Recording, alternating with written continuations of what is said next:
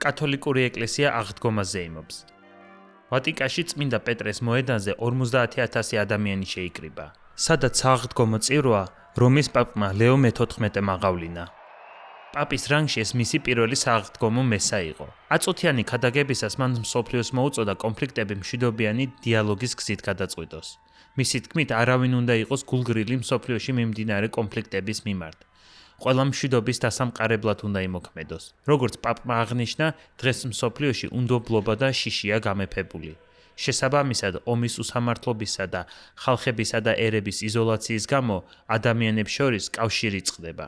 ლეო მე-14 მორწმუნეებს მოუწოდა, ნუ გახდებიან გულგრილები მიმდინარე კონფლიქტების მიმართ. აღდგომა არის უფლის კიდევ ერთი ნიშანი. ეს არის ახალი დასაწყისი, ეს არის სიცოცხლე, რომელიც საბოლოოდ მარადიულად იქცა. ღმერთმა გაიმარჯვა ძველ მტერზე. დღეს ჩვენ იმედის ეს ხმა გვჭირდება. მოდი ვიხაროთ ქრისტეთი, მისი ჩვენ და მიუსაზღვრო სიყვარულის მეშვეობით. მოდი მივცეთ ჩვენს გულებს საშუალება გარდაიქმნას, ვისაც იარაღი უჭირავს და ედაყაროს, მათ ვისაც ომების გაჩაღების ძალა აქვს, და აირჩიო მშვიდობა. არა ძალით თავს მოხოვული მშვიდობა, არამედ დიალოგის გზით მიღწეული, არა სხვებზე ბატონობის სურვილით, არამედ მათთან საუბრის სურვილით. ჩვენ ვეჩვევით ძალადობას, ვეგუებით მას და ვხვდებით გულგრილები.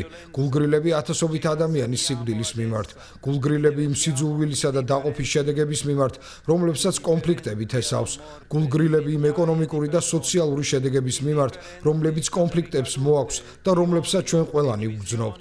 გულგრილობა გლობალურად მატულობს. გავიხსენოთ პაპ ფრანცისკეს სიტყვები, რომლებიც მან 1 წლის წინ წარმოთქვა.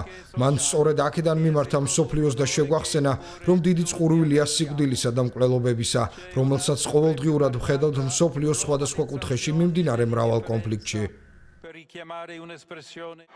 აღდგომის ქადაგებისას პაპმა მორწმუნეებს 10 ენაზე მიმართა, რითაც აღადგინა ტრადიცია, რომელიც მისმა წინამორბედმა ფრანცისკემ შეაჩერა. წმინდა კვირის ფარგლებში ლეო მე-14 კიდევ ერთი ტრადიცია აღადგინა. დიდ ხუთშაბათს მან მღვდლებს ფეხები დაბანა. ამის ნაცვლად პაპი ფრანცისკე ძირითადად ციხეებსა და შიშიმ პირთა სახლებში დადიოდა და შიშიმ პირებს, პატიმრებსა და არაქრისტიანებს ბანდა ფეხებს. რომის პაპმა 11 აპრილი მშვიდობისთვის ლოცვის დღედ გამოაცხადა.